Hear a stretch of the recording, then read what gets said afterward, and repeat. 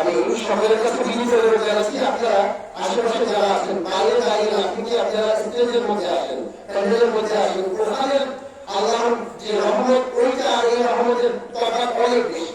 সুতরাং আপনারা ওখানে না থেকে আপনারা সকলেই প্যান্ডেলের ভিতরে আসেন, চেষ্টা করুন। আল্লাহ সকলকে কবুল করে দিন। আল্লাহুম্মা আমিন।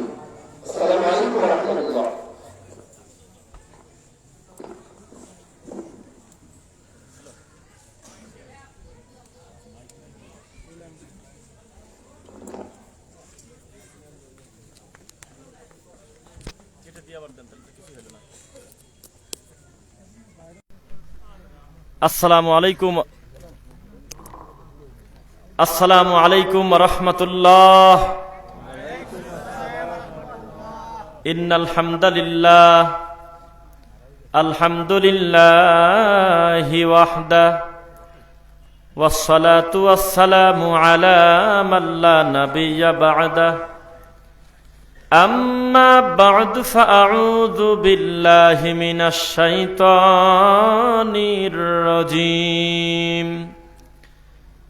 إن الله لا يغفر أن يشرك به ويغفر ما دون ذلك لمن يشاء ومن يشرك بالله فقد افترى إثما عظيما ومن يشرك بالله فقد حرم عليه الجنة. عن عائشة رضي الله عنها قال رسول الله صلى الله عليه وسلم من أحدث في أمرنا هذا ما ليس منه فهو رد. আলহামদুলিল্লাহ, সকল প্রশংসা আল্লাহর জন্য। শান্তি অবতীর্ণ হোক আল্লাহর রাসূলের উপরে। আল্লাহুম্মা সাল্লি আলাইহি আল্লাহুম্মা বারিক আলাইহি। কেমন আছেন সকলে? আমাদের এই মাহফিলে আমাদের সামনে উপস্থিত আছেন আমাদের সম্মানিত একজন শিক্ষক, অত্র মাহফিলের সম্মানিত প্রেসিডেন্ট সভাপতি জনাব মোহাম্মদ মমতাজ উদ্দিন মাস্টার। আল্লাহ সুবহানাহু ওয়া তাআলা তুমি তাকে তোমার দ্বীনের জন্য আরো বেশি কবুল করো, আল্লাহুম্মা আমিন। মাহফিল পরিচালনায় রয়েছেন শায়েখ মোহাম্মদ মাহফুজুর রহমান, প্রিন্সিপাল মোহাম্মদিয়া সালাফিয়া মাদ্রাসা, শায়েখ আব্দুল্লাহিল বাকি সিনিয়র শিক্ষক মোহাম্মদিয়া সালাফিয়া মাদ্রাসা, এবং পর্দার আড়াল থেকে যিনি এত কিছুর আঞ্জাম দিচ্ছেন তিনি হলো আমাদের কলিজার প্রিয় ভাই জাহিদ হাসান ভাই, প্রতিষ্ঠাতা অত্র মাদ্রাসা। এবং আমার পূর্বে যারা বিষয়ভিত্তিক কথা বললেন, হাদিস মুখস্থ বললেন, দোয়া বললেন, এই দোয়াগুলো আপনারা সামনে যারা বসে আছেন 95% মানুষ নিজেরাও জানেন না। এত সুন্দরভাবে বিশুদ্ধ উচ্চারণের মাধ্যমে তারা আমাদেরকে শোনালেন। আল্লাহ তুমি এই সোনামণিদেরকে তোমার দ্বীনের জন্য তুমি বড় বড় দায়ী হিসেবে কবুল করো, খাদেমা হিসেবে।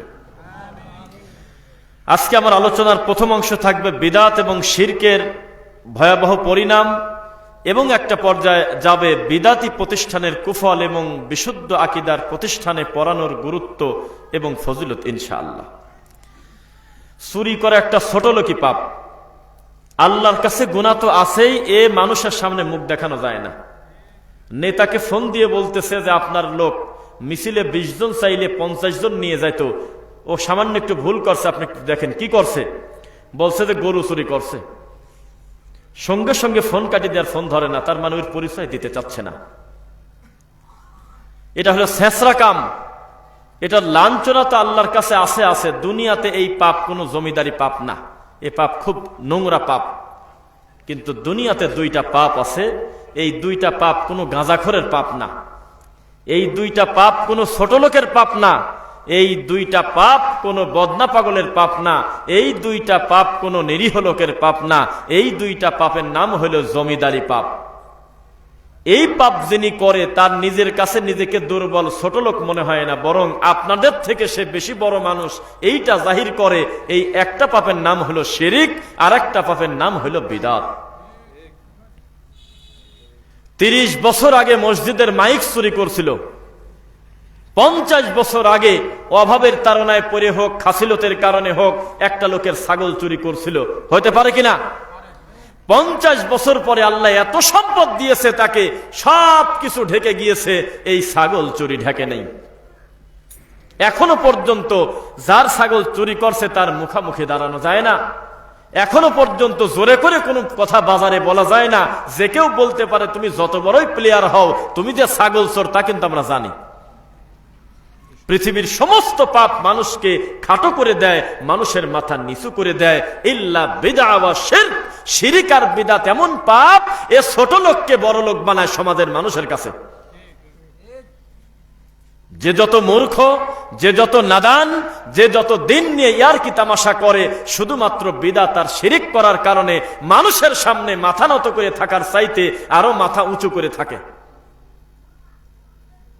এদেশে যদি আপনি বড় হুজুর বলতে যেটা বুঝান, বুজুর্গানে দিন বলতে যেটা বুঝান, এই রকম বুজুর্গদের সিরিয়াল যদি আপনি করেন, প্রত্যেকটা লোক সম্মান পায় বিদআত আর শিরক করার কারণে, কুফরি করার কারণে।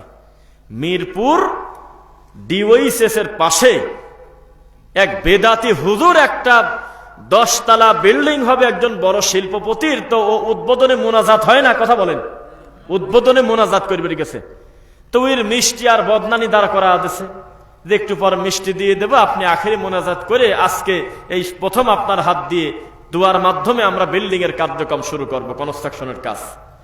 এখন এই পাগল করছে কি, মুনাজাতে যায় 20 মিনিট ধরে খালি কাঁদে। এমন কাঁদা কাঁদেছে, যেই লোকটা শিল্পপতি, যে মালিক, ও খুশি হয়ে বলছে যে হুজুর বাড়ি কোন জায়গা, বলতেছে বাড়ি হলে নোয়াখালী। বলে যে এখানে কোথায় থাকেন, বলে ওই পাশে 1800 টাকা দিয়ে একটা রুম নিছি, পকেট রুম, ওইখানে আমি আমার পরিবার নিয়ে কোন রকম থাকি।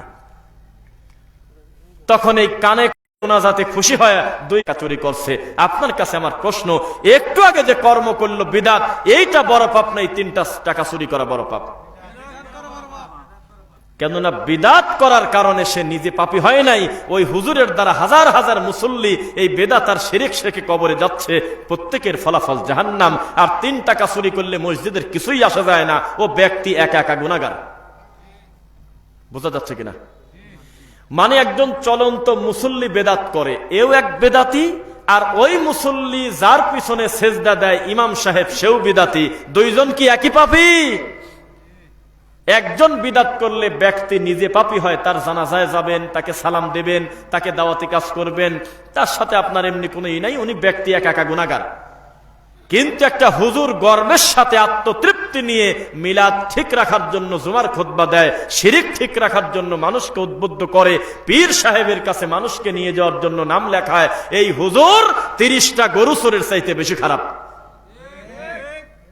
কারণ এই হুজুরের সামনে যত মানুষ বসে আছে, প্রত্যেকটা মানুষ তার মুখের দিকে তাকায় আছে, উনি যেটা বলবে সেটা হলো ধর্ম।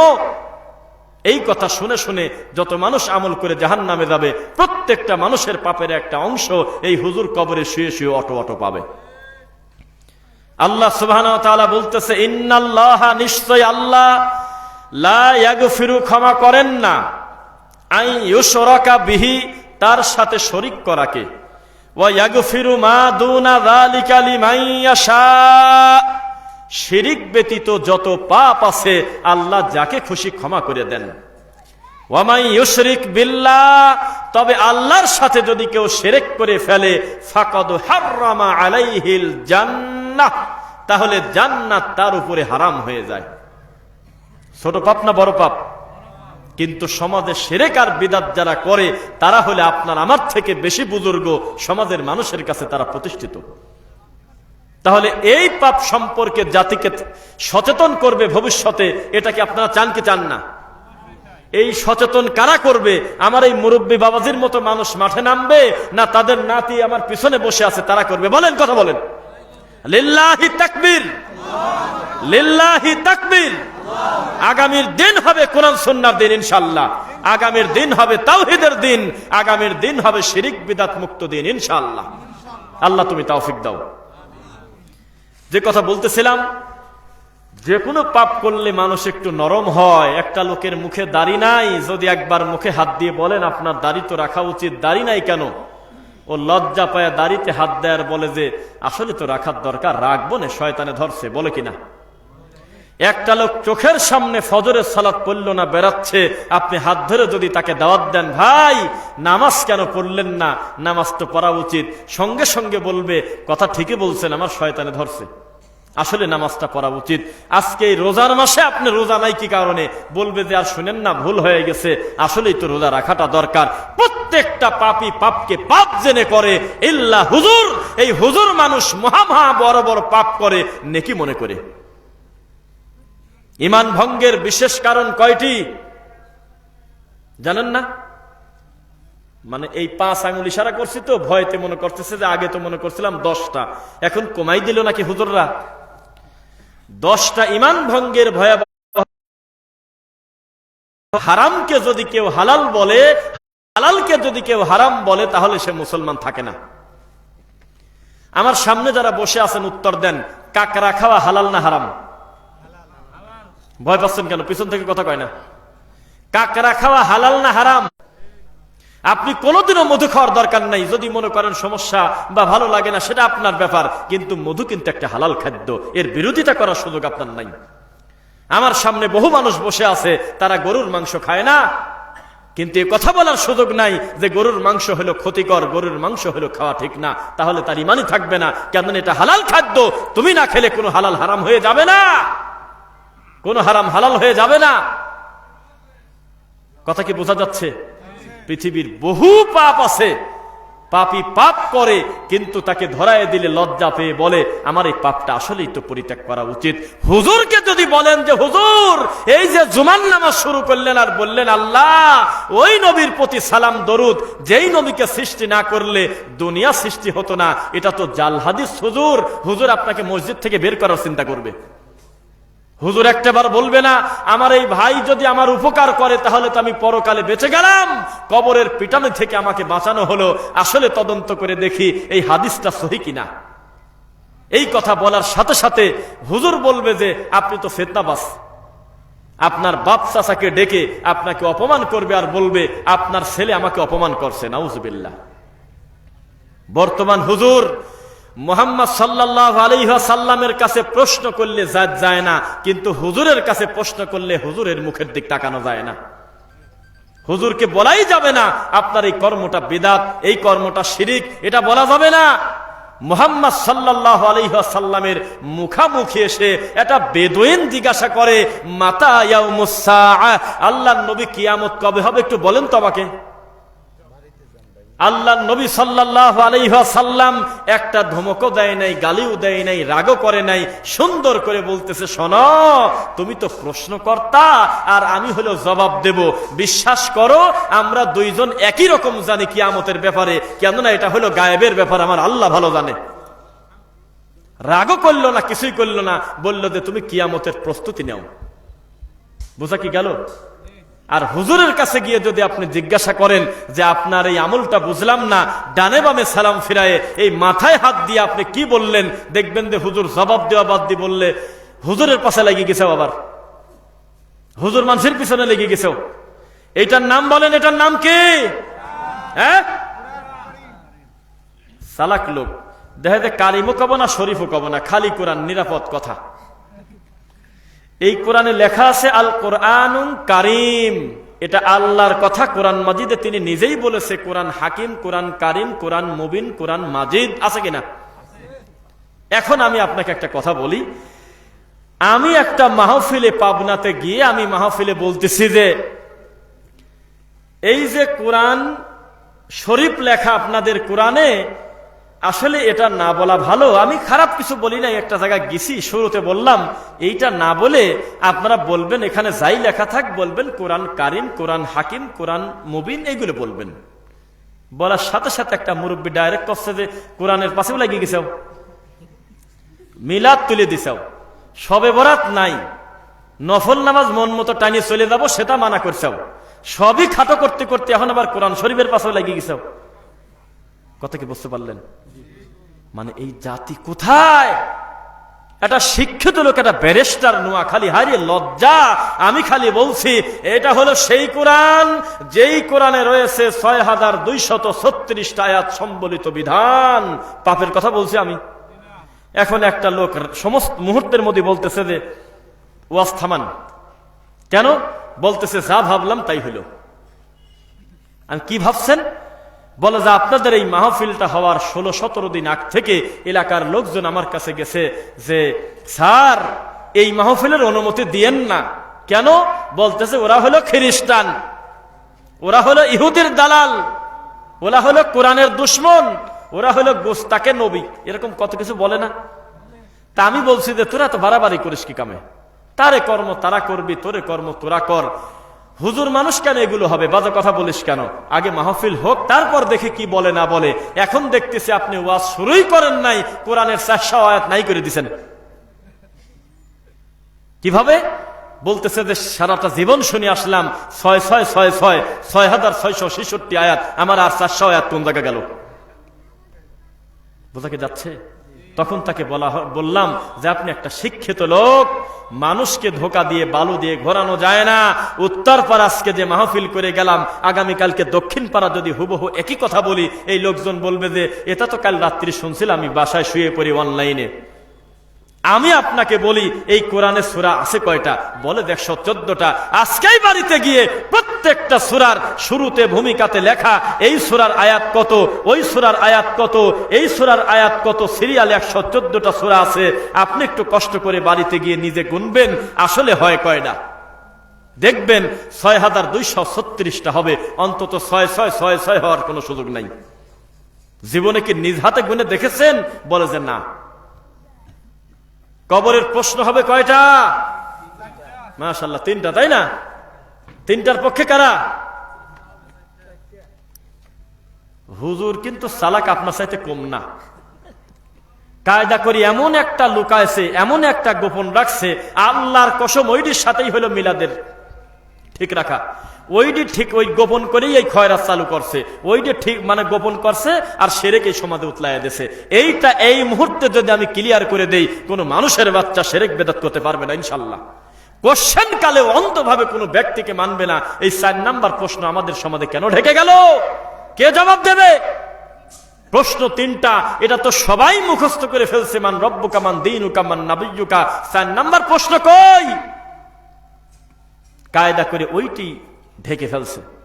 কারণ ওইটা যদি প্রকাশ পায় তো মিলাদের কবর হবে, খয়রাতের কবর হবে, তাবিজের কবর হবে, কবর পূজা বন্ধ হবে, শিরক বন্ধ হবে, বিদাতের দাফন হবে, সুন্নাহ জিন্দা হবে। সমস্ত মানুষের লাভ হলেও হুজুর মানুষের লস। এই জন্য এটা কায়দা করে ঢেকে দেওয়া হয়েছে।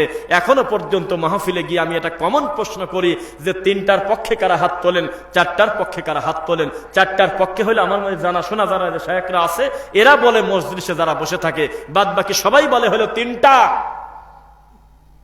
কেন 3টা হলো? তুমি মনে করতেছো মুখস্থ বলি মারি চলে যাবো, এ তো ফরিদপুরের গল্প। আরে সব চলে যায়, হুজুর যায় না কে? কয়েদের ভিতরের শয়তান সরা দেবো, আজান দেবো আমি। কানে হাত দিয়ে আযান দিচ্ছে, দলিল সহিহ বুখারীর হাদিস। কেউ যদি আযান শুরু করে তাহলে সেখানে ইবলিস শয়তানের আর কোনো কাজ নাই, ও ভেগে চলে যায়। তো বলতেছে একটু পরে ফেরেশতা যেমন আসবে, তার সাথে ধোঁকা দেওয়ার জন্য ইবলিস শয়তানও আসবে। আমি কবরের উপর থেকে জোরে করে আযান দিলে ইবলিস শয়তান নিচ থেকে চলে যাবে, নিরাপদে আল্লাহর এই প্রশ্নের জবাব দিয়ে দেবে। কত ব্রেনি হুজুর দেখেন। এটা হলো পাগলা মসজিদের কিশোরগঞ্জের বেরেনি হুজুরের মতো। পাগলা মসজিদে তো বুদ্ধিমান ইমাম থাকে নাকি বলেন?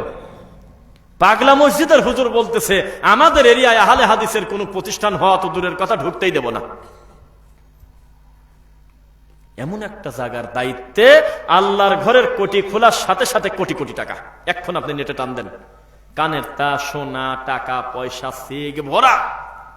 অথচ পাশে কত মসজিদ মাদ্রাসা এতিমখানা, কত কষ্টে আছে, টিন দিয়ে বেড়া দিতে পারতেছে না। কত অষ্টগ্রাম সহ বিভিন্ন জায়গায় আমরা মাহফিলে যায় দেখি, কিশোরগঞ্জে কত অবহেলিত লাঞ্ছিত মাজলুম।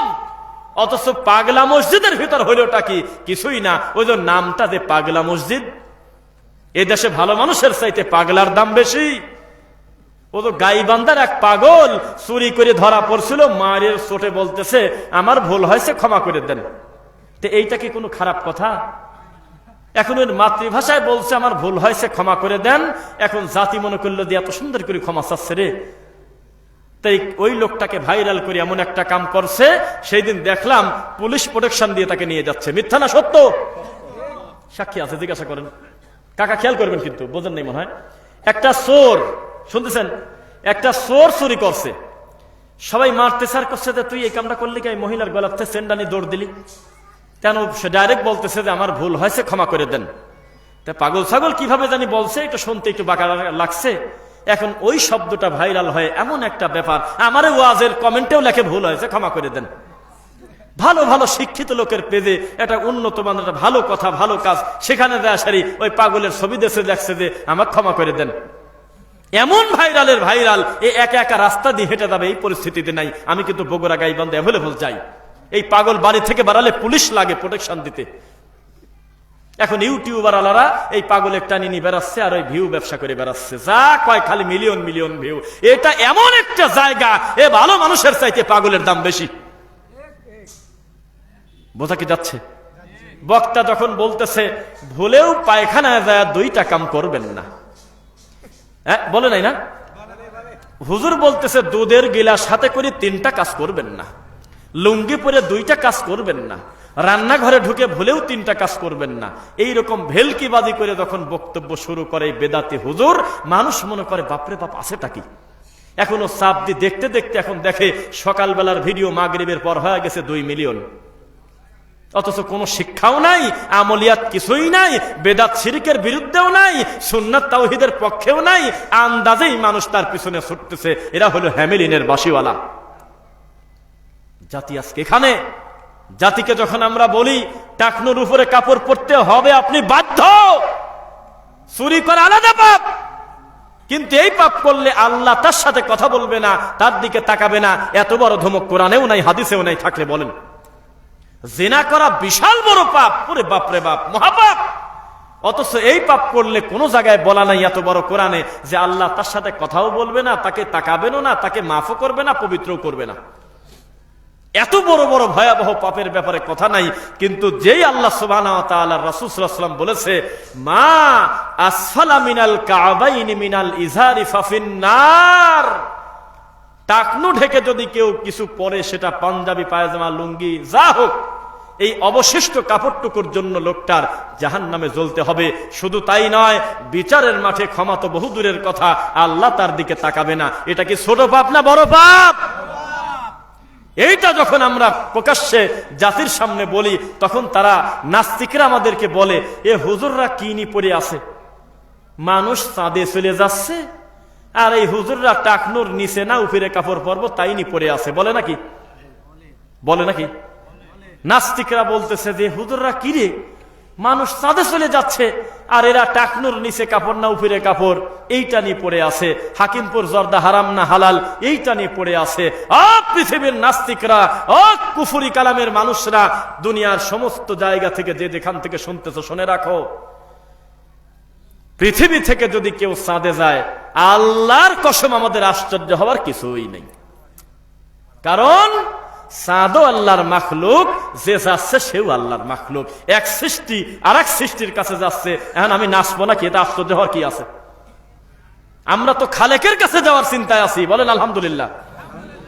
আমরা টাকনুর উপরে কাপড় পরবো যাতে আমার রবের সাক্ষাৎ পাই, ইনশাল্লাহ পড়েন। আমরা শিরক করব না, আমরা যাতে রবের সাক্ষাৎ পাই। পবিত্র মুখে আমরা হাকিমপুর জর্দা দেব না যাতে আমার আল্লাহর সন্তুষ্টি পাই।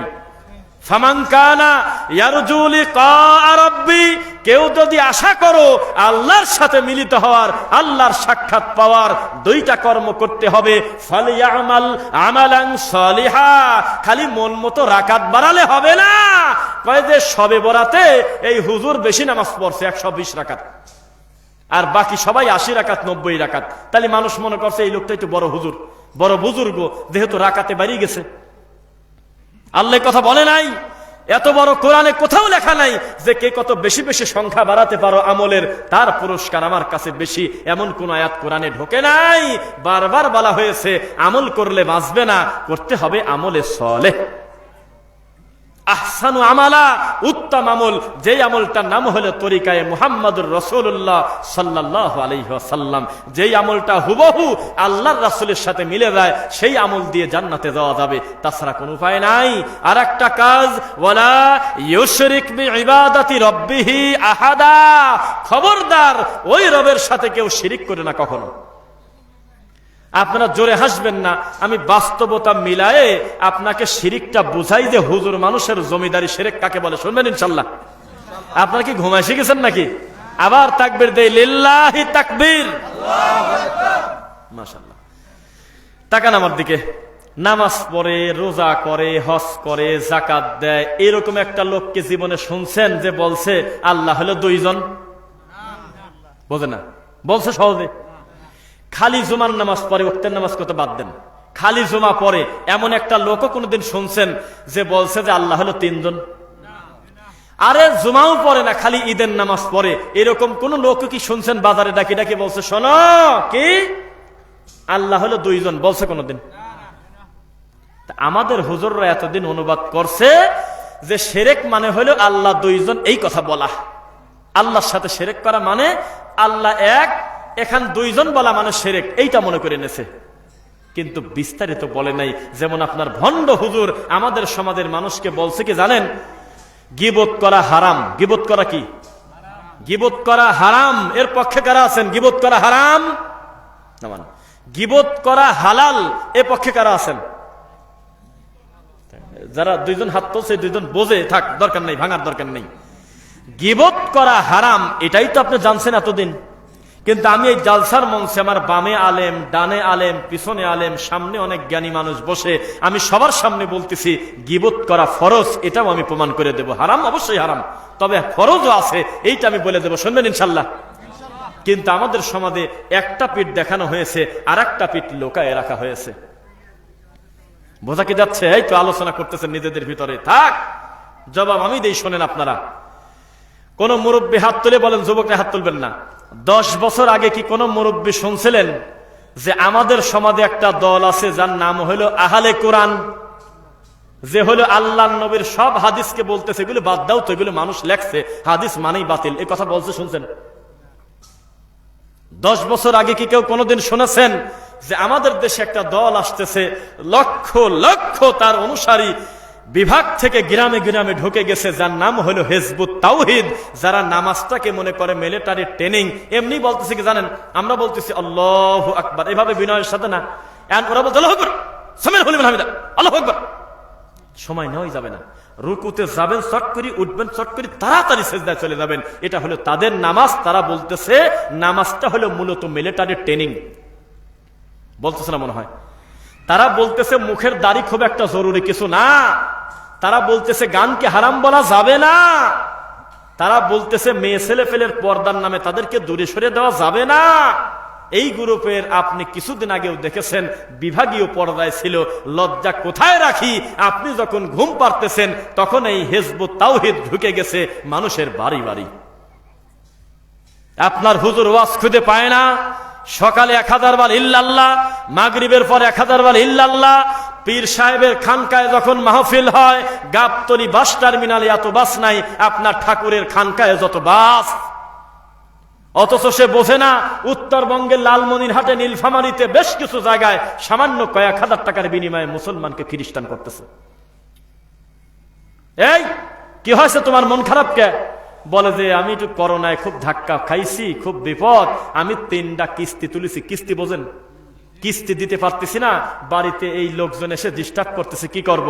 বলে যে 1 লাখ টাকা রাখো, আজকের থেকে তুমি বলবে আমি হলো ঈসাই মুসলিম। কি মুসলিম? তোমার মৌলিক ইবাদত হলো আল্লাহ, আল্লাহর ছেলে হলো ঈসা, আল্লাহর বউ হলো মরিয়ম।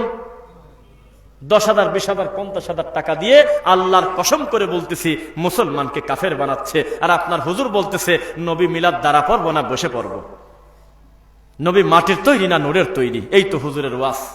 হুজুর মানুষের জীবন ঘনিষ্ঠ বিষয়ে কথা বলে না। এবারে আপনাদের সামনে আমার একটা কথা, আমার এই ওয়াজটা, আমাদের এই বয়ানটা হিন্দুরা শুনতে পারে না, কোন অমুসলিমের কান পর্যন্ত যেতে পারে না। নাম বলবো না, মনে করেন যে বক্তা রফিকুল ইসলাম সাইদ না, বক্তা এমন একটা বক্তা বসাইছেন যে বক্তা কানে হাত দিয়ে খালে কাঁদে আর কুই মারে লাভ দেয়, হিন্দি গান নকল করে, জেকের করতে যায়, এই যে মাইক ফেলা দেয়, আর একটা উফিরতে এসে গলা ধরে পড়ে যায়, এই যে বাঁশে লাভ দিয়ে উঠে যায়। এই দৃশ্যটা যদি কোনো অমুসলিম দেখে, ও তো বলবে যে বিরাট শুকরিয়া মুসলমান হয়নি। তারা তো বুঝতে পারলো না যে এই কোরআনের সৌন্দর্য কত বেশি। এটা হলো সেই কোরআন, পৃথিবীতে আর কোন কিতাবকে এইভাবে চ্যালেঞ্জ করা যায় না যেইভাবে কোরআনকে চ্যালেঞ্জ করা যায়।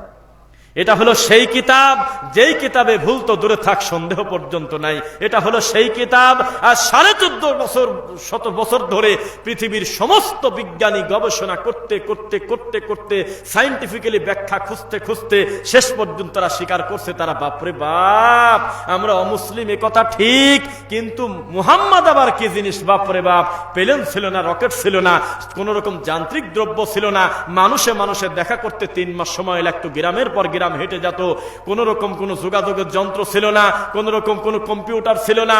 এইরকম একটা সময় মুহাম্মদ এত বড় দামি বিজ্ঞানী কথা পাইল কোন জায়গা? সুবহানাল্লাহ কেন বসে আছে?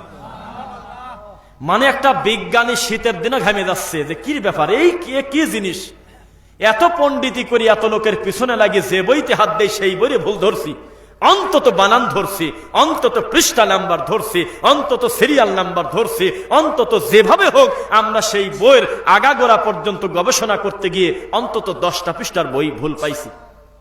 এ আবার কি জিনিস? ভুল ধরার নিয়ত করে পৃথিবীর ইতিহাসে আমরা দেখি বড় বড় বেঈমান কোরআনের ভুল ধরতে গিয়ে শেষ পর্যন্ত কোরআনের কাছে আত্মসমর্পণ করে ফেলছে, মানে ইসলামের কাছে, আল্লাহর কাছে, যে না সম্ভব হইল না। আমি চাইছিলাম কোরআনের ভুল ধরবো, এখন দেখতেছি আমার নিজের ভুলই কোরআনে ফুটে উঠতেছে। সেই কোরআন আপনার বাড়িতে, আপনার ধরার লোক নাই, আপনার হুজুর করছে যে লা বলে জোরে করে উপর দিক টান দেবে, ইলাহা বলে মুখামুখি হবে, আর ইল্লাল্লাহ বলে বাম দুধের 2 আঙুল নিচে একটা জোরে করে কই মারবে, কুক করে উঠবে। আর এই পীরের যখন ওরস হয় তখন এই বলদের গাড়ি যায় হলো এক জেলা থেকে 20টা গাড়ি, 15টা গাড়ি। জাতি বুঝতে পারলো না এই কোরআন মাজিদে আছেটা কি। এক এক করে আমি আপনাকে শোনাবো। আল্লাহ সুবহানাহু ওয়া তাআলা বলতেছে, ওয়া ইয়ালামু মা ফিল আরহাম ওয়া ইউনাজ্জিলুল গায়স। কথা কি বোঝা যাচ্ছে?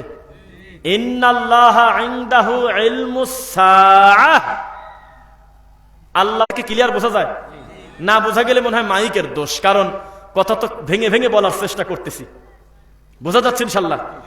মানে কোরআনে সূরা লুকমানে আল্লাহ বলতেছে তোমার মায়ের পেটের ভিতরে কি আছে এটা সম্পর্কে কে ভালো জানে? এখন ডাক্তার বলতেছে, বিজ্ঞানী বলতেছে মিথ্যা কথা, এই যে কোরআনে ভুল নাই, কে বলছে? আমি তো ভুল ধরে দেব এখন। কই ভুল? বলতেছে আল্লাহ বলতেছে মায়ের পেটে কি আছে আমি আল্লাহ ছাড়া কেউ জানে না। তা আলট্রাসোনোগ্রাফির মাধ্যমে আমরা 3 মাসেই তো দেখে ফেলতে পারতেছি কি অবস্থা।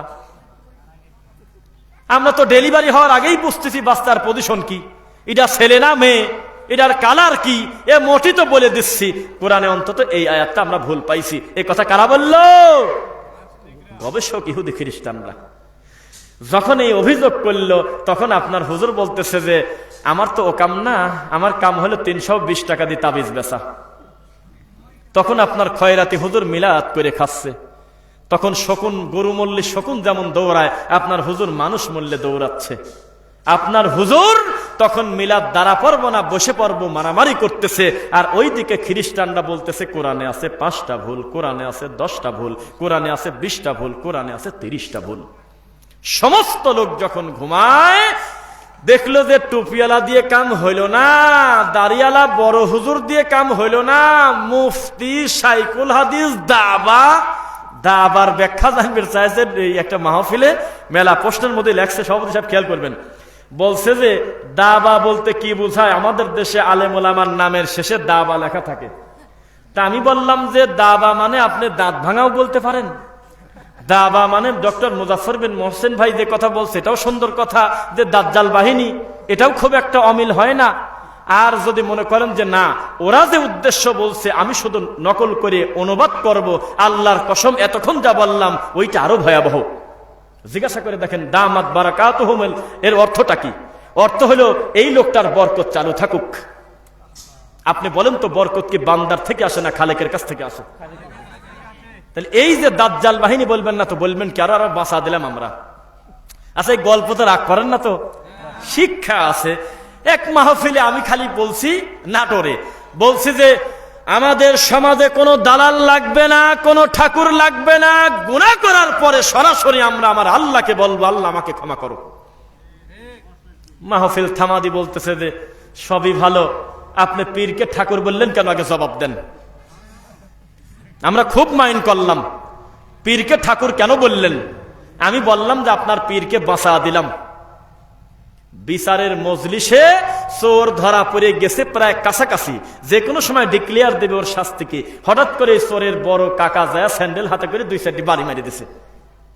তখন লোকজন সারি দেবে, সাউল ফলমান যা করছে করছে ঠিক, সারি আর কোন নাই, বিচার আছে আর। কিন্তু চাষা যদি 2টা বাড়ি না দেয় তো খাঁটি রেডি হচ্ছিল একটু পরে। 2-4টা লাত্তি গুড়ি ইজ বেটার দেন একবারে মারি ফেলেনি। এখন সবাই এখন দেখতেছে যে ওই আপন চাষা রাগি দেয় 2-4টা মারতেছে, এই মারের পর আমি এখন খাঁটি হাতে করি কিভাবে? তাহলে 2-4টা গুড়ির মাধ্যমে বড় বিপদ থেকে এই চোরটা বেঁচে গেল। কি বলেন? আমি বললাম যে আপনার পীরকে আমি বাঁচা দিলাম ঠাকুর বলে, আপনি কি বোঝেন? তো বলে কিভাবে? বললাম যে এত বড় কোরআনে আপনার ক্ষমতা থাকলে চলে কি চলে না বাদ দেন, খালি পীর বানান করে দেন। আমার আরবিতে পীর শব্দটা খালি বানান করে দেন, আমরা মানি নেব যে আমার ভুল হয়েছে। হাফিজিয়া মাদ্রাসার ছাত্র বললাম, বাবা আলিফ থেকে ইয়া পর্যন্ত কোন হরফ কি এমন আছে যার অর্থ হলো প? পি আছে? কয় যে না, তা তো পাই নেই। ফ আছে, প আছে, তো বলুক ফের সাহেব বলুক। পীর সাহেব বলে। আমি বললাম এমন একটা জিনিস নিয়ে আপনি আমার সাথে চ্যালেঞ্জ করলেন যেই জিনিস কোরআনের ভাষায় বানানি হয় না, এর চেয়ে লজ্জার কি আছে? আমি তো বাংলা ভাষায় ঠাকুর বলে তাও একটু মান দিলাম। পাগল সাদি বসে আছে। তা আমি আপনাকে যে কথা বলতেছিলাম, ধর্মের সিন্ডিকেট ব্যবসা নাই? হ্যাঁ, আমি কিন্তু আজ এরকমই করি। ওই মনে হয় হতে পারে, বোঝা গেল, এই সব দরবার আমার কাছে নাই। বাস্তবতা যেটা ঘটতেছে একেবারে হুবহু আমি আপনার চোখে আঙুল দিয়ে দেখানোর চেষ্টা করব, আল্লাহ ভরসা। বোঝা কি যাচ্ছে? একটা গ্রামে ইমাম তো মসজিদ তো একটাই থাকে নাকি? একটা ইউনিয়নে কি মসজিদ একটা থাকে না অনেকগুলি? 10টা মসজিদের 10টা ইমাম, উত্তর পাড়া 3টা, দক্ষিণ পাড়া 2টা, পূর্ব পাড়া 2টা, পিছনে আপনার পশ্চিম পাড়া 4টা, এই মিলে 10টা মসজিদের 10টা ইমাম আছে কিনা? আছে। এখন এই 10টা ইমামের ভিতরে একটা ইমাম খালি মুখ দিয়ে বলছে, দেখেন আমি অন্য আর যাই হোক, আমাকে আপনারা এই মরা খাওয়ার দাওয়াতটা দিয়েন না, আমি মরা খাবো না। বোঝা যাচ্ছে না? মানুষকে কেন্দ্র করে, মৃত মানুষকে কেন্দ্র করে যে খাদ্য অনুষ্ঠান করেন, আপনাদের কাছে আমি ক্ষমা চাই, আপনারা আমাকে এই খাদ্যের জন্য ডাকেন না। এটা সত্য ঘটনা। এখন অভিযোগ যদি করে তাহলে মুসল্লি করার কথা না। যে কি বলেন আপনি খয়রাতে যাবেন না? মানে যে কোনো মরা মানুষ তো জ্বলে, আপনার মতো হুজুরের দিয়ে আখেরি মোনাজাত করি আমরা এই গুতা দিয়ে জান্নাতে ঢুকা দেবো, আর আপনি বলেনটা কি? কেউ বিরোধিতা করে না। এই 9টা হুজুরের ঘুম নাই। এই 9টা হুজুর এক জায়গায় বসি, হোয়াটসঅ্যাপে সিন্ডিকেট ব্যবসা, ওরা বলতেছে কুলখানি গেল রে, কাল তাবিজও চলে যাবেনি। বেতন পাই 4200 টাকা, তাবিজ বেশি 9000 টাকা। এই লোক বলেটা কি? যদি এখনই বাড়তে দাও তাহলে একদিন বলে দেবিনি কোরআন আর হাদিস ছাড়া কিছু বলাই যাবে না। কি করা যায়? এই হুজুরের চাকরি সরা দাও। লাস্টে সভাপতি ম্যানেজ করে ফেলছে, বেতন কত দেন হুজুরের? 7500। ওর চাইতে বড় মুফতি দেবো, খালি 6000 টাকা দেন। তাহলে তো ভালোই হয়। আমরা অনেকদিন আশা ছিলাম একটা মুফতি নেব আমার মসজিদে। মুফতি মানে হলো মূর্তি, স্ট্যাচু। তাই মুফতিক নেছে।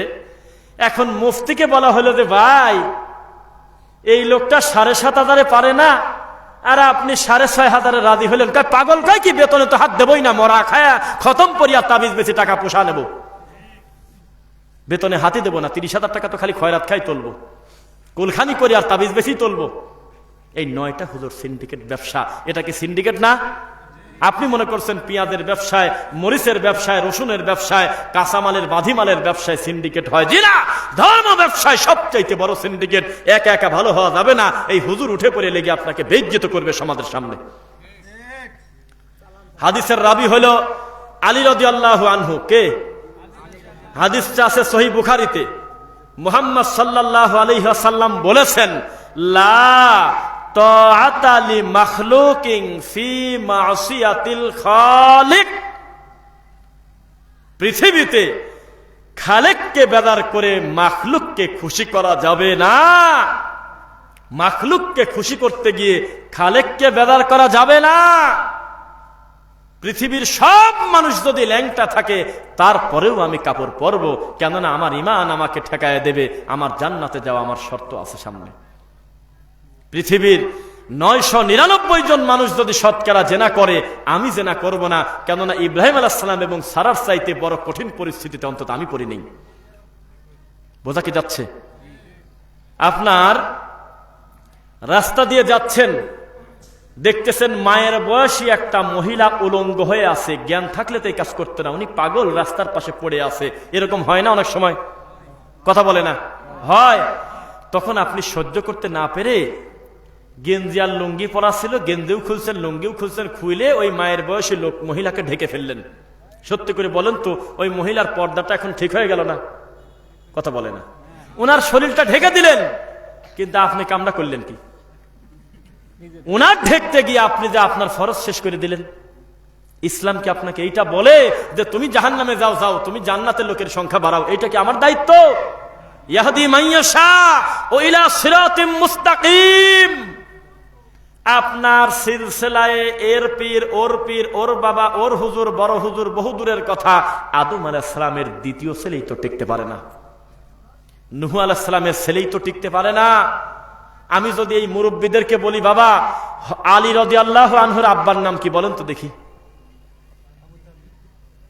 যুবক এই দুইজন বললে আপনারা বললেন না। আলী রাদিয়াল্লাহু আনহুর আব্বার নাম কি জানেন না? আবি তালেব, আলী ইবনে আবি তালেব। সানি খুতবায় পরে দেখেন না? আপনারা একটু হাত তুলে বলেন তো, আবু তালেবের এই বাহ্যিক দুনিয়াবি 10টা পাপের কথা বলেন, আমি শুনবো দেখি, ক্ষমতা থাকলে বলেন। চুরি করছে বলেন, জেনা করছে বলেন, মুহাম্মদ সাল্লাল্লাহু আলাইহি ওয়াসাল্লামকে কষ্ট দিয়েছে বলেন, কেউ গালি দিলে উনি তালি মারছে বলেন, বলেন, সাহস থাকলে বলেন। এই লোকটার বাহ্যিক আপনি কোনো খুব একটা বড় পাপ আপনি খুঁজেই পাবেন না, তার একটা জায়গায় ধরা পড়ে গেছে, সেটার নাম হলো লা ইলাহা ইল্লাল্লাহ। এই জিনিস যেখানে নাই সেখানে সবই বাতিল। আবু জেহেল এত বড় শয়তানি করে যে জাহান্নামে ঢুকবে, আবু তালেব এত ভালো হওয়ার পরে কি জাহান্নামে ঢুকবে? বোঝা কি যাচ্ছে নাকি? তো যে কথা বলতেছিলাম, ইব্রাহিম আলাইহিস সালামকে আল্লাহ বলল, ইব্রাহিম ইয ক্বালা লাহু রাব্বুহু আসলিম। আল্লাহ বলতেছে, ইব্রাহিম তুমি আত্মসমর্পণ করো তো। ইব্রাহিম আলাইহিস সালাম সঙ্গে সঙ্গে বললেন, আসলামতু লিরাব্বিল আলামিন। সময় নিলাম না, আমি এক বৈঠকে বলে দিলাম, আমি এখনই আত্মসমর্পণ করলাম তার কাছে যিনি হলো রব্বুল আলামিন। আত্মসমর্পণ কি করেছেন আপনারা?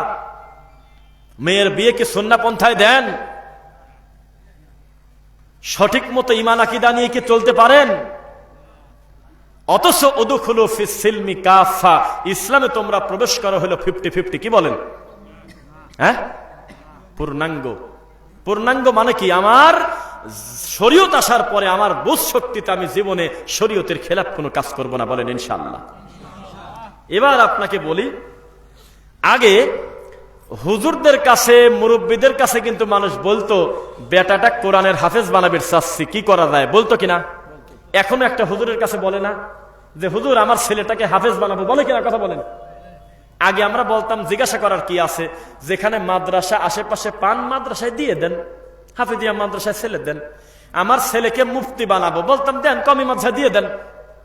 আমার ছেলেকে আলেম দাখিল পাশ করাবো, দেন আলিয়া মাদ্রাসায় দিয়ে দেন। এইভাবে আমরা সিরিয়ালে বলতাম, কিন্তু আজকে আর এই কথা বলতে পারি না। এখন যদি কেউ আমাদেরকে বলে আমার ছেলেটাকে হাফেজ করব, এখন আর বলি না যে মাদ্রাসা পেলেই দিয়ে দেন গা, এটা বলি না। আমরা বলি 0 is better than -10। -10 10 শুনতে বড় সংখ্যা শোনা গেল, আসলে বড় না, ও 10টা টাকা দিনা। আর 0 কারোর কাছে দিনাও না, ও কারোর কাছে পায় না, এটা সুবিধাজনক অবস্থায় আছে। আপনার ছেলেকে মূর্খ বানায় রাখেন তাও ভালো, খবরদার কোনো বিদাতি কবর পূজারীর হাতে তুলে দিয়েন না।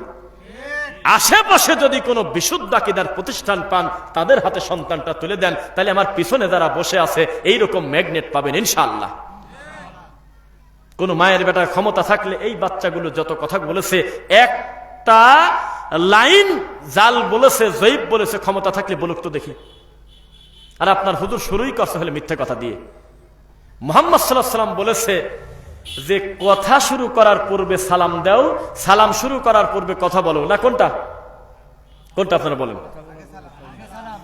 আপনার হুজুর বলতেছে যে সরে বসেন, সবাই কেমন আছেন, অনেক কিছু বলে তারপরে বলতেছে, ও আমার সম্মানিত পর্দার আড়ালের মারা, ও আমার বাবাজিরা, ও যুবক বয়সী বন্ধুরা, ও সোনামণি ছেলেরা, আসসালামু আলাইকুম রহমতুল্লাহ।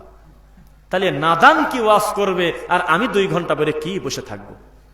আর প্রত্যেকটা সন্তান শুরুতে কোনো কথা না বলে ডাইরেক্ট কিন্তু আপনাদেরকে সালাম দিছিল, দেয়নি? যদিও আপনারা খুশি হয় উত্তর খুব একেবারে নিম্ন করে দিছেন, এটা কিন্তু আমরা দেখলাম। অন্তরে খুশি রাখবেন, কবর পূজারী তার কবর পূজা নিয়ে তৃপ্তি লাভ করে, মাছ ভান্ডারী তার গান বাজনা নিয়ে খুশি, রশি তার রশি নিয়ে খুশি, পৃথিবীর সকল তরিকা নিয়ে তারা তাদের তৃপ্তি লাভ করে। কুল্লু হিজবিম বিমা লাদাইহিম ফারিহুন, প্রত্যেকে তার দল নিয়ে আনন্দ লাভ করে।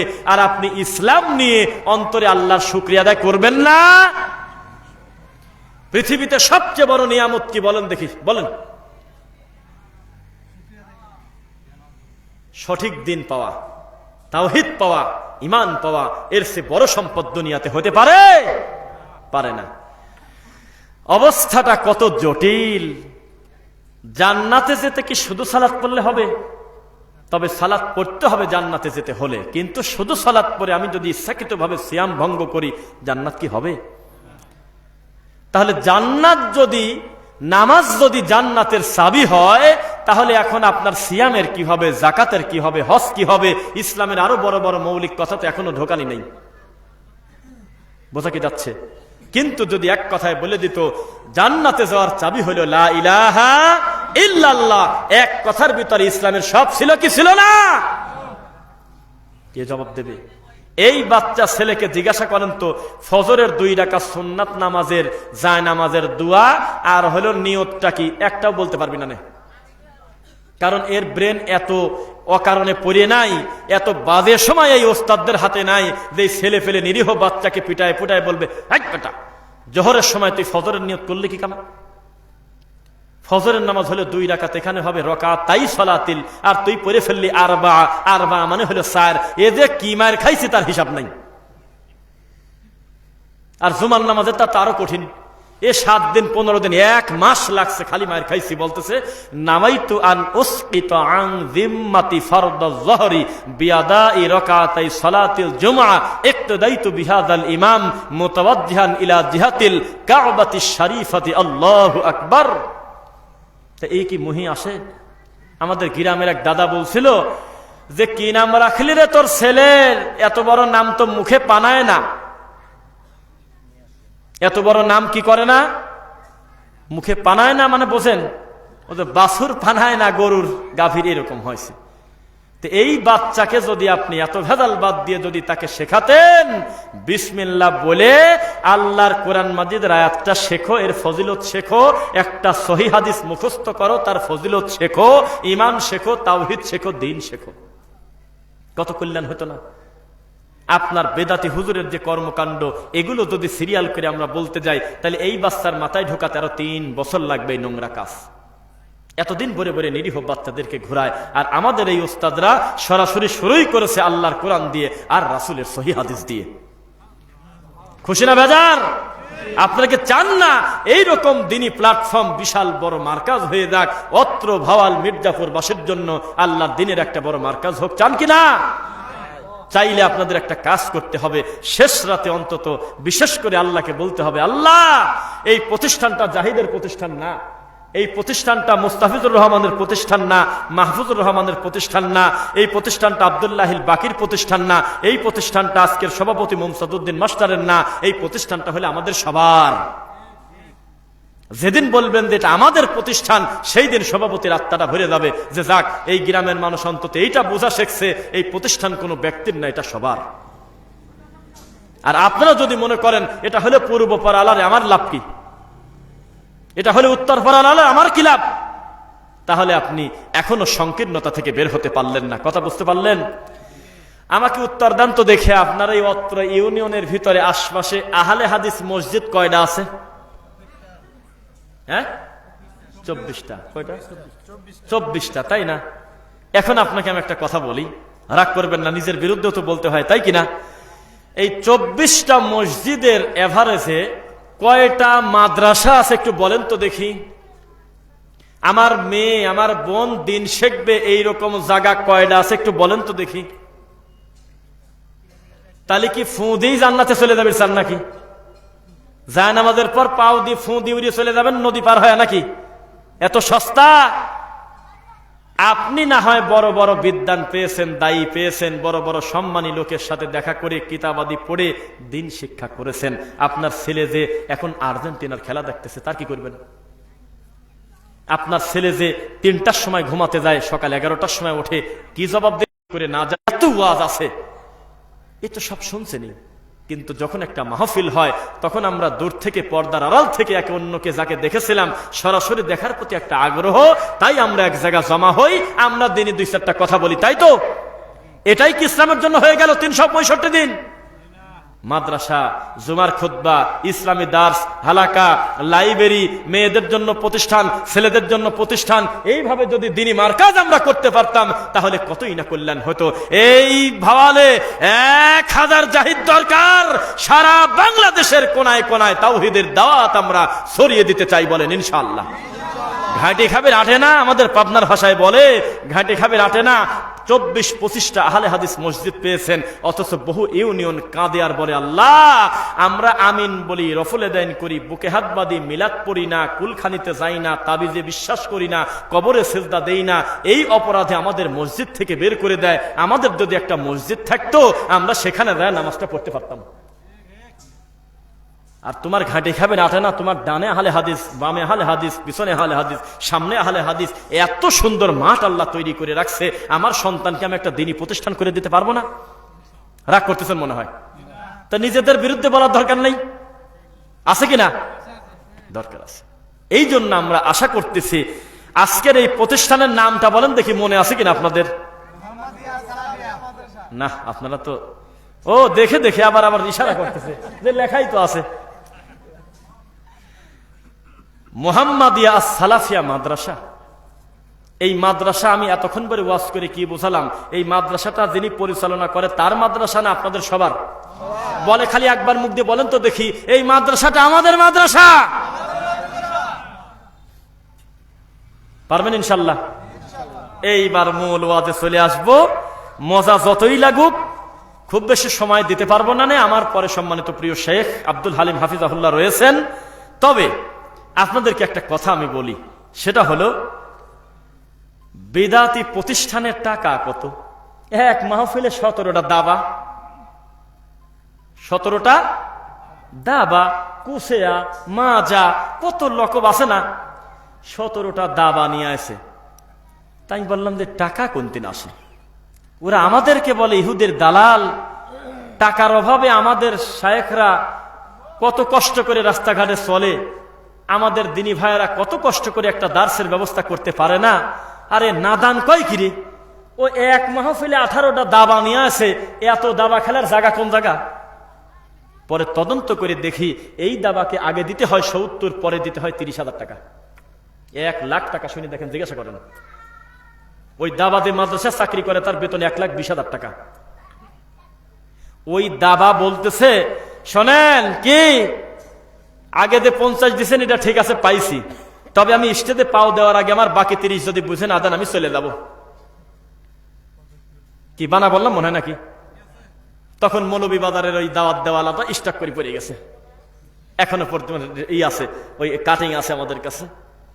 যে লোক দাওয়াত দিছিল দেখলো যে বক্তা তো ফিরে চলে যাচ্ছে, আর 20,000 না দিলে তার ফেরে না, গাড়ি ঘোরে না, এদিকে কিস্তি করে টাকা দিচ্ছে ধার করে নিয়ে, বক্তা তো আসে না। তখন ওই ইমাম সাহেব পর থেকে স্টক করে পড়ে গেছে। এটা হলো সেই দেশ। তো এত যদি পূজা চলে, এত যদি রং তামাশা চলে, তার ভিড়ে একটা গড়ামাট আপনারা পাইছেন, এটা কি আল্লাহ শুকরিয়া না? বিদাতিরা বলতেছে যে দিল 20 জান্নাতে দিস, ঘাড়ের পর একটা মারি মনে করে দেখ উল্টে ফেলা দি। কয় কিরে, এই কথা কি আল্লাহর সামনে যায়? এই কথা কি আল্লাহ বলা যায় যে আল্লাহ এ দিল 20 তুই জান্নাতে দিস? এ কি মুখে আনা যায়? কেমন শোনা যায় না বলেন তো একবার? একটা লোক একটা মুরগি দান করছে, একটা মহিলা বলতেছে সর্বনাশে কি ওই শিয়াল যেন তোমার মুরগি আর হাত না দেয়, আমরা এমন কাম করে দিয়ে যাবো বলতেছে। কয় কিরে ডাকাত, আচ্ছা বসো। এত বাজে কথা বলে, আর এই লোকজন বলতেছে কানেরটা খুলে দিয়ে দিচ্ছে খুশিতে, যে মৌলানা কাদাবির পরে খুব দেলটা ভরা দিয়ে গেছে। কালেকশনের বক্তার সিরিয়াল আছে আমাদের দেশে, বিশ্বাস করেন, কালেকশনের বক্তার সিরিয়াল আছে। আচ্ছা, আপনারা যদি এই রোগী এখানে থাকেন, আপনারা রাগ করবেন না? আল্লাহর কসম, আমাকে কেউ শিক্ষা দেয় নাই, মন খারাপ করবেন না। আহলে হাদিসেরও সমাজে কিছু কিছু জায়গায় প্রধান বক্তা আহলে হাদিসের, তৃতীয় বক্তা আহলে হাদিসের, মাঝখানে এক নাদানের ঢুকাইছে বেদাতির কি কামে? ও হলো টাকা কালেকশন করে পারে, ফাইন কালেকশনের বক্তা। বিশ্বাস করেন, কয়েদা আমাদের আহলে হাদিসের ভিতরে কাঁদি কাটি টাকা চাবির পারে না। এই জন্য মাঝখান থেকে নাদান ধরে নিয়ে আসি বসা দিয়েছে, খালি কাঁদে আর বলে যে কে কোন জায়গা আসো, যা পারো দিয়ে যাও। এখন এই লোকজন বলে যে কিরে, এ 5,000 টাকার এত বড় নারা তাকবীর, জান্নাত ঠেকায় কিনা? হ্যাঁ, এ টান দিয়ে মরা বাপের নামে দেয় 2,000, দাদার নামে দেয় 1,000, কিসের টাকা ধুলি অন্ধকার? এরকম আমাদের দেশে চলে কিনা? কিন্তু আমরা যখন বলি যে টাকা দেন দিনী প্রতিষ্ঠানে, তখন আপনার নীরব থাকেন। যাই হোক, মনে হয় আলো চলে আসছে শেখ না? হ্যাঁ, যাক, আর কথা বলবো না।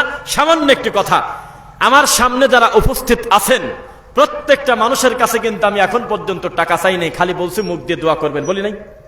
বলছি তো শেষ রাতে দোয়া করবেন যেন এই প্রতিষ্ঠানটা আল্লাহ কবুল করে। এখন 2-1 লোকের ওঠেন তো ভাই, এটা ওঠেন ভাই, ওঠেন, আমি বললাম ওঠেন, ওঠেন, চাদরটা নিয়ে ওঠেন। একটু কষ্ট করে আমাদের সম্মানিত প্রিয় শায়েখ বসার আগে একটু প্রস্তুত করতেছি, চট করে একটু প্রত্যেকের কাছে যান। আমি আশা করব গ্রহণযোগ্য একটা কিছু শরীক হবেন ইনশাল্লাহ। প্রত্যেকে রেডি হন না কেন, প্রত্যেকে হাত দেন পকেট ইনশাল্লাহ। একের গ্রহণযোগ্য বলতে যেটা বোঝায়, যার নিচে আর টাকা নাই 2 টাকার কয়েল মারি দেন। দান তো আর বড়টা করা যায় না, কি বলেন? একটু কষ্ট করে, হ্যাঁ মাশাল্লাহ দেন। এরকম করে আপনারা, কোনো প্রেশার কেউ আমাকে শেখায় দেয় নাই। আল্লাহ সুবহানাহু ওয়া তাআলা আমাদের সকলকে দিনের জন্য কবুল করুন। আমার একটা পুরাতন একটা অভ্যাস, আলোচক যদি প্রেজেন্ট হয়ে যায় একবার, আমার মুখ দিয়ে খালি একটাই কথা, আসসালামু আলাইকুম। কথা বুঝছেন? যেহেতু শায়েখ চলে এসেছে, আলোচক চলে এসেছেন, এখন আমরা আপনাদের কাছ থেকে শুধু সালাম নিয়ে বিদায় হব। তার আগে একটি কথা, ইনশাল্লাহ এই মজলিসের আখেরি শেষ দোয়া, মজলিসের ভঙ্গের দোয়া পড়ে তারপরে আমরা যাব, বলেন ইনশাআল্লাহ। মনে থাকবে তো ইনশাআল্লাহ? আল্লাহ সুবহানাহু ওয়া তাআলা তুমি আমাদের সকলকে দিনের জন্য কবুল করো। আমি একটা অলিখিত কথা বলে দেই, ইনশাআল্লাহ যদি আপনারা এই প্রতিষ্ঠানের সঙ্গে অতপ্রতভাবে জড়িত থাকেন, আমি যত দূরে থাকি, আমাকে নিশিরাতেও যদি এই প্রতিষ্ঠানের স্বার্থে ডাকে, ইনশাআল্লাহ আমি চলে আসবো ইনশাআল্লাহ। আল্লাহ তুমি আমাদের সকলকে দিনের জন্য কবুল করো। বারাকাল্লাহু লানা ওয়া লাকুম ফিল কুরআনিল আযীম। আসসালামু আলাইকুম ওয়া রাহমাতুল্লাহি ওয়া বারাকাতুহু।